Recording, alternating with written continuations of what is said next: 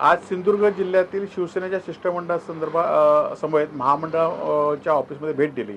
खरं तर सिंधुदुर्ग जिल्ह्यातल्या अनेक लोकांची अदानीच्या मीटर संदर्भात तक्रारी आहेत, तरी पण सरकारच्या जबरदस्तीमुळे हे मीटर बसवले जातात आणि त्यांच्यावर प्रशासनावर सरकारी राज्यकर्त्यांचा मोठा दबाव आहे। आता अधीक्षक अभियंत्यांनी हे मान्य केलं की जर अदानीचे मीटर आम्ही नाही बसवले, जे टार्गेट दिले, तर त्यांना सस्पेंड होणार आहेत। म्हणजे प्रत्येकाला सरकार एकीकडे माहिती देते की अदानीचे मीटर कंपल्सरी नाहीत आणि दुसरीकडे जे अदानीचे मीटर कंपल्सरी नाहीत असे अधिकारी जे पत्र देतात, तर त्यांना सस्पेंड केलेल्या याचे पुरावे आम्हाला अधीक्षक अभियंत्यांनी दिले आहेत आणि त्यामुळे सरकारची दुतर्फा भूमिका आहे।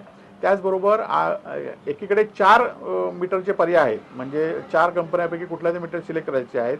त्याचबरोबर वायरमननी स्वतःहून मीटर बसवायला जायचं नाही अशी भूमिका असताना सुद्धा ते जात होते आणि अधीक्षक अभियंत्यांनी मला आश्वासन दिले की वायरमन हे मीटर बसवायला जाणार नाहीत, फक्त अदानीचे जे लोक आहेत तेच जातील आणि ते सुद्धा जबरदस्ती करणार नाही असं आम्हाला त्यांनी आश्वासन दिलं आहे। जर कोणी जबरदस्ती केली तर शिवसेनाची गाठ आहे, एवढं जबरदस्ती करणाऱ्या लोकांनी आणि महावितरणच्या कर्मचाऱ्यांनी जे लाईन असतील त्यांनी लक्षात घ्यावं की तुम्ही लोकांवर जबरदस्ती करू नका।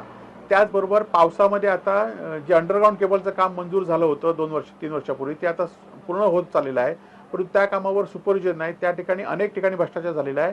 ज्या लाईनी 3-3 फूट खाली घातल्या पाहिजे त्या 1-1 फुटावरच आहेत आणि त्यामुळे भविष्यात जसं आज आचरा मालवणी अंडरग्राऊंड केबल टाकल्यानंतर जसं आता हे होतोय, तसाच या पुढच्या काळामध्ये सुद्धा ज्या ठिकाणी अंडरग्राऊंड केबल आहे त्यामुळे काम जर निष्काळजीपणा किंवा बोगस केलं असेल, भ्रष्टाचार केला असेल, तर पुढच्या आपल्या पुढावासींना किंवा जिल्हावासींना त्रास होणार आहे।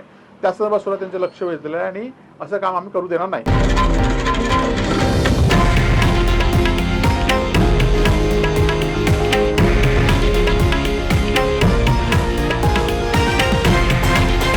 हे आहे देशातील नंबर 1 न्यूज नेटवर्क आणि आपण पाहत आहात TV9 मराठी, एकमेव।